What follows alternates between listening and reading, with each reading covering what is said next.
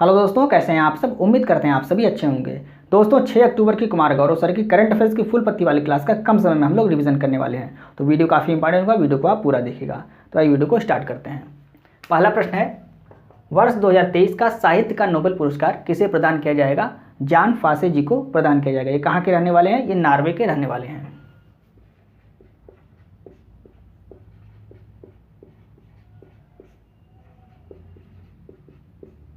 जान फासे इनको दिया जाएगा, ये नॉर्वे के रहने वाले हैं। आपको याद रखना है। याद कैसे करेंगे इसको, तो इसकी ट्रिक क्या है।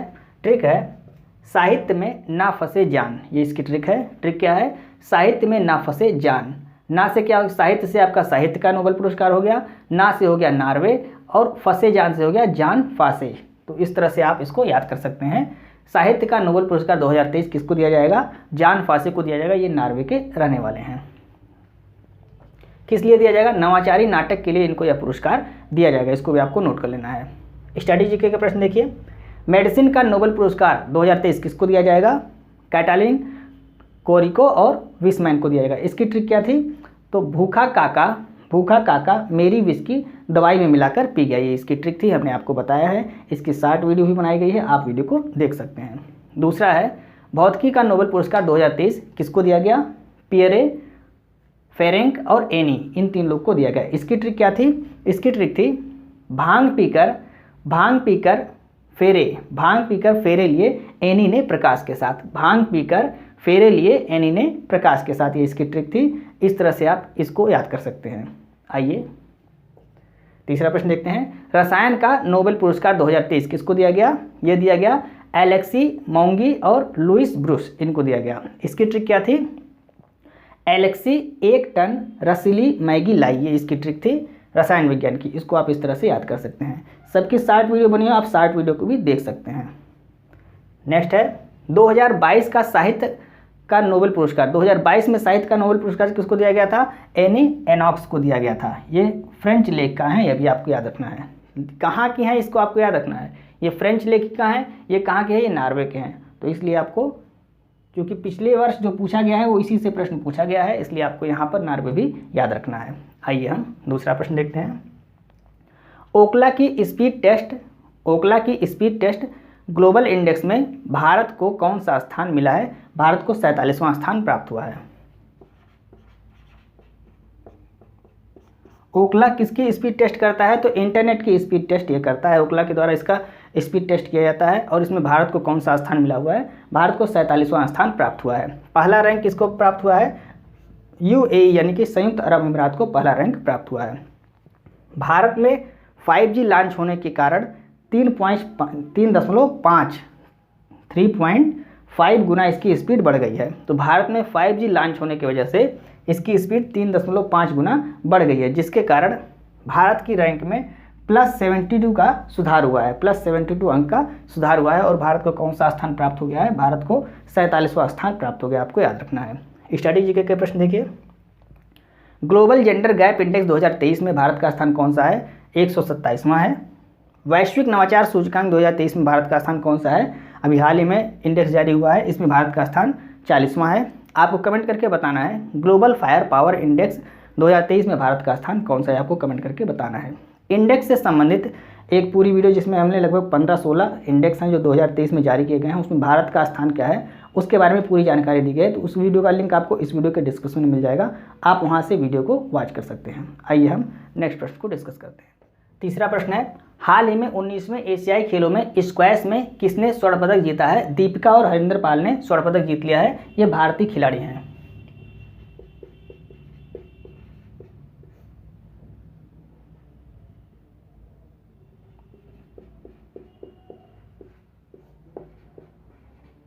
दीपिका और हरिंदर पाल ने स्वर्ण पदक जीत लिया है। किसको हराकर, मलेशिया को हराकर स्वर्ण पदक जीत लिया है। तीरंदाजी में भारत ने गोल्ड जीता है, भारतीय पुरुष टीम ने, और भारतीय महिला टीम ने तीरंदाजी में गोल्ड जीत लिया है। आपको याद रखना है। पुरुष टीम में कौन शामिल थे, ओजस, अभिषेक और प्रथमेश, ये पुरुष टीम में शामिल थे। और महिला टीम में कौन शामिल थे, तो महिला टीम में ज्योति, अदिति और परिणीति, ये 3 लोग शामिल थी। ये आपको नोट कर लेना है। स्ट्रैटेजी के प्रश्न देखिए, तीरंदाजी में भारत को पहला गोल्ड किसने दिलाया है। जो 19वां एशियाई खेल हो रहा है, इसमें तीरंदाजी में पहला गोल्ड भारत को किसने दिलाया, ज्योति और ओजस की जोड़ी ने पहला गोल्ड दिलाया था। अगर आपसे पूछता है कि 19वें एशियाई खेलों में भारत का पहला गोल्ड किस खेल में आया था? तो शूटिंग में भारत को पहला गोल्ड आया था, आपको याद रखना है। गोल्फ में भारत ने पहली बार कौन सा मेडल जीता है? तो गोल्फ में भारत ने पहली बार जीता है सिल्वर मेडल, और अदिति अशोक ने इसको दिलाया है, आपको याद रखना है। क्योंकि पहली बार जीता है इसलिए इंपॉर्टेंट है, आपको याद रखना है। कॉमनवेल्थ गेम में भारत ने कितने पदक जीते? कुल 61 पदक जीते हैं भारत ने, और इसमें भारत की रैंक कौन सी थी? भारत की रैंक चौथी रैंक थी।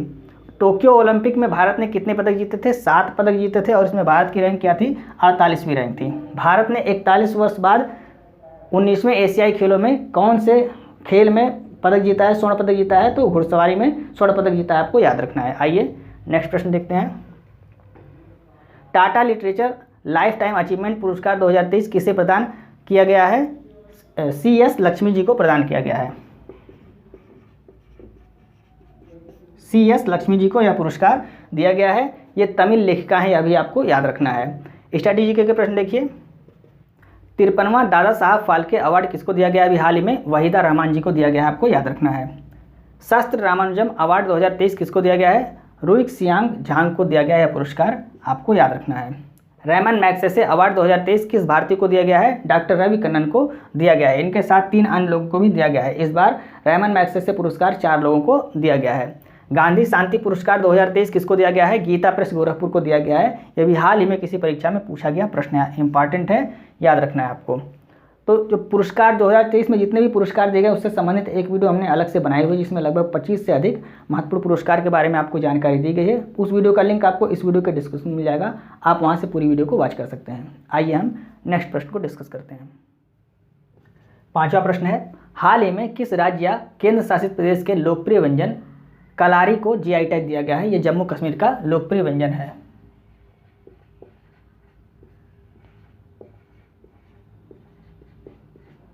जम्मू और कश्मीर का यह लोकप्रिय व्यंजन है, क्या नाम है इसका? कलारी इसका नाम है।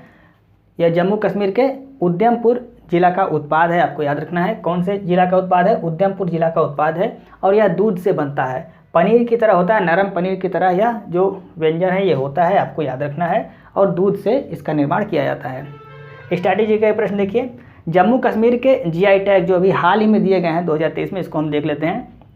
कश्मीरी केसर, इसका GI टैग जम्मू कश्मीर को दिया गया है, इसे जाफरान भी कहा जाता है। बसोली पेंटिंग का GI टैग भी दिया गया है जम्मू कश्मीर को। बसोली पश्मीना क्राफ्ट का भी GI टैग जम्मू कश्मीर को दिया गया है। भदरवाह राजमा, सुलई रामबन शहद, मुशक बुद्जी चावल, इन सभी का GI टैग किसको दिया गया है? जम्मू कश्मीर को दिया गया है, आपको याद रखना है। आइए नेक्स्ट प्रश्न देखते हैं। हाल ही में NPS वरीयता सूचकांक किसने लॉन्च किया है? HDFC पेंशन द्वारा इसको लॉन्च किया गया है।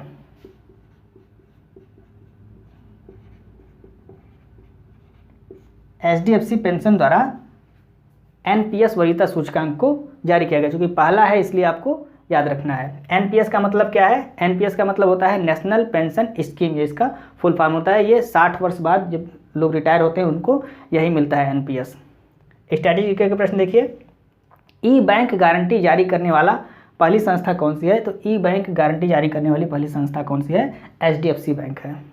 सेकंड है, सेकंड पंचवर्षीय योजना का मॉडल किसके आधार पर था? तो PC महालनोबिस मॉडल के आधार पर था। PC महालनोबिस मॉडल के आधार पर दूसरी पंचवर्षीय योजना थी, आपको याद रखना है।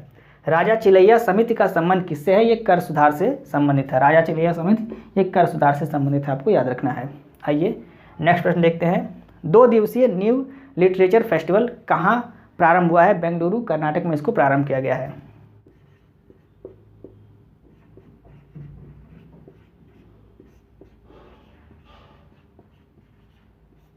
बेंगलुरु कर्नाटक में इसको स्टार्ट किया गया है। ये बच्चों के लिए इस फेस्टिवल को स्टार्ट किया गया है, और इसकी थीम क्या है? बिना कहानी के बचपन संभव नहीं, ये इसकी थीम है। यह भी आपको नोट कर लेना है। 7 से 8 अक्टूबर को यह फेस्टिवल मनाया जाएगा, और यह बच्चों के लिए फेस्टिवल मनाया जाएगा। आइए हम नेक्स्ट प्रश्न को डिस्कस करते हैं।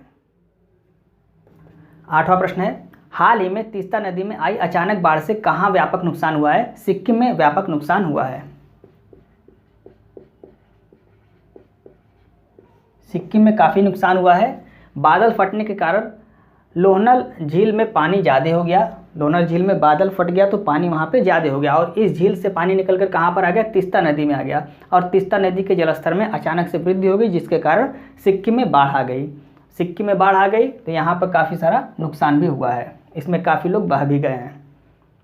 स्ट्रैटेजी के प्रश्न देखिए, तीस्ता नदी विवाद ये किन देशों के बीच है? तो भारत और बांग्लादेश के बीच है। कैसे? यहाँ पर देख लीजिए, ये आपका यहाँ क्या हो जाता है, ये आपका इधर से बांग्लादेश शुरू हो जाता है। जब ब्रह्मपुत्र नदी तिब्बत में होती है तो इसका नाम क्या होता है? सांगपो इसका नाम होता है। तिब्बत से होते हुए यह यहाँ पे नामचा बरवा पर्वत से टकरा के ये भारत में प्रवेश कर देती है, इधर घूम जाती है और उसके बाद अरुणाचल प्रदेश से होकर यह भारत में प्रवेश करती है। तो भारत में इसका नाम क्या हो जाता है? इसका नाम भारत में ब्रह्मपुत्र हो जाता है। तिब्बत में ब्रह्मपुत्र नदी का नाम क्या है? सांगपो है। भारत में ब्रह्मपुत्र है। और बांग्लादेश में क्या हो जाता है? जमुना इसका नाम हो जाता है। इसकी एक सहायक नदी यहाँ पर कौन सी है? लोहित इसकी सहायक नदी है, वो यहाँ से आके मिलती है। तीस्ता नदी भी आके इसी नदी में मिल जाती है। तो तीस्ता नदी कहाँ से? सिक्किम में, ये सिक्किम से आती है और कहाँ पे आके मिल जाती है? वेस्ट बंगाल होते हुए ये आके इस ब्रह्मपुत्र नदी में आके मिल जाती है। तो यह जो विवाद चल रहा है, कौन सा विवाद? तीस्ता नदी विवाद। ये किसके बीच हो रहा है? भारत और बांग्लादेश के बीच यह विवाद है, आपको यहाँ से समझ लेना है। अब आइए, सिक्किम कब पूर्ण राज्य बना? तो सिक्किम को पूर्ण राज्य का दर्जा कब दिया गया? 1975 में 36वें संविधान संशोधन द्वारा इसको पूर्ण राज्य का दर्जा दिया गया। राजधानी क्या है इसकी? गंगटोक इसकी राजधानी है। मुख्यमंत्री यहाँ के कौन है? प्रेम सिंह तमांग यहाँ के मुख्यमंत्री हैं। दर्रा यहाँ पर कौन सा है? नाथुला दर्रा और जलेपला दर्रा यहाँ पर दर्रा स्थित है, आपको याद रखना है। राष्ट्रीय उद्यान कंचनजंगा नेशनल पार्क यहाँ पर स्थित है और आपको याद रखना है एकमात्र मिश्रित विश्व धरोहर कौन सी है? ये कंचनजंगा नेशनल पार्क है, आपको याद रखना है। विधानसभा सीट यहाँ पर कितनी है? 32 विधानसभा सीट है। जो भारत में अगर आपसे पूछता है भारत में कौन सा राज्य ऐसा है जिसकी सबसे न्यूनतम विधानसभा सीट है, तो आपका सिक्किम राइट आंसर हो जाएगा। राज्य जब पूछता है तो आपका सिक्किम होगा। अगर केवल पूछता है भारत में न्यूनतम विधानसभा सीट तो आपका पुदुचेरी हो जाएगा, क्योंकि पुदुचेरी क्या है? राज्य नहीं है। पुदुचेरी राज्य नहीं है। अगर पूरे भारत में पूछता है तो पुदुचेरी हो जाएगा, यहाँ पर 30 सीट है। लेकिन राज्य में पूछता है तो आपका उत्तर क्या हो जाएगा? सिक्किम हो जाएगा, आपको याद रखना है। नेक्स्ट प्रश्न देखते हैं। हाल ही में भारत सरकार ने राष्ट्रीय हल्दी बोर्ड गठित किया है। देश में सर्वाधिक हल्दी उत्पादक राज्य कौन सा है? तो सर्वाधिक हल्दी कहाँ पर उत्पादित होती है? महाराष्ट्र में। महाराष्ट्र के मुख्यमंत्री कौन है वर्तमान में? एकनाथ शिंदे यहाँ के वर्तमान में मुख्यमंत्री हैं। और हल्दी उत्पादन में याद रखिएगा, हल्दी उत्पादन, उपभोग और निर्यात, इन तीनों मामले में भारत पहले स्थान पे, आपको यह याद रखना है। भारत पहले स्थान पे हल्दी का उत्पादन भी करता है, उपभोग भी करता है और उसका निर्यात भी सर्वाधिक भारत ही करता है, आपको तीनों याद रखना है। आइए हम नेक्स्ट प्रश्न को डिस्कस करते हैं।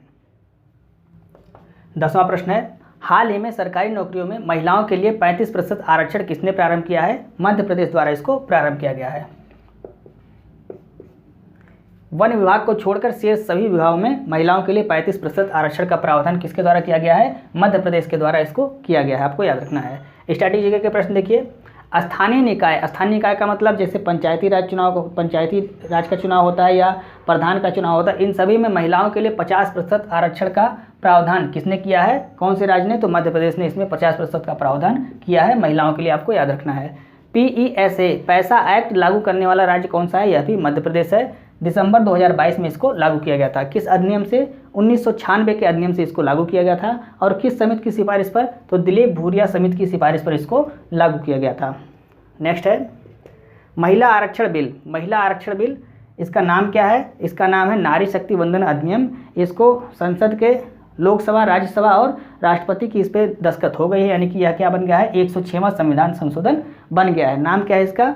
महिला आरक्षण बिल का नारी शक्ति वंदन अधिनियम इसका नाम है, आपको याद रखना है। इसमें 33% आरक्षण महिलाओं के लिए निश्चित किया गया है और यह 15 वर्षों के लिए इसको स्टार्ट किया गया है। 15 वर्षों के बाद इसको बढ़ाया भी जा सकता है, यह भी आपको नोट कर लेना है। तो ये थी फुल पत्ती वाली क्लास की 10 महत्वपूर्ण प्रश्न, जिसको हमने कम समय में आपको रिवाइज कराने की पूरी कोशिश की। उम्मीद है आपको वीडियो अच्छी लग रही होगी। यदि आपको वीडियो अच्छी लग रही है तो आप इसे अपने दोस्तों को जरूर शेयर करें और वीडियो को लाइक और सब्सक्राइब करना ना भूलें। अगर आपको इस क्लास की PDF चाहिए तो आप हमारे Telegram channel RK competition classes को ज्वाइन कर सकते हैं, जिसका लिंक आपको इस वीडियो के डिस्क्रिप्शन में मिल जाएगा। आप वहाँ से टेलीग्राम चैनल को ज्वाइन करके PDF को प्राप्त कर सकते हैं। मिलते हैं नेक्स्ट वीडियो में। जय हिंद।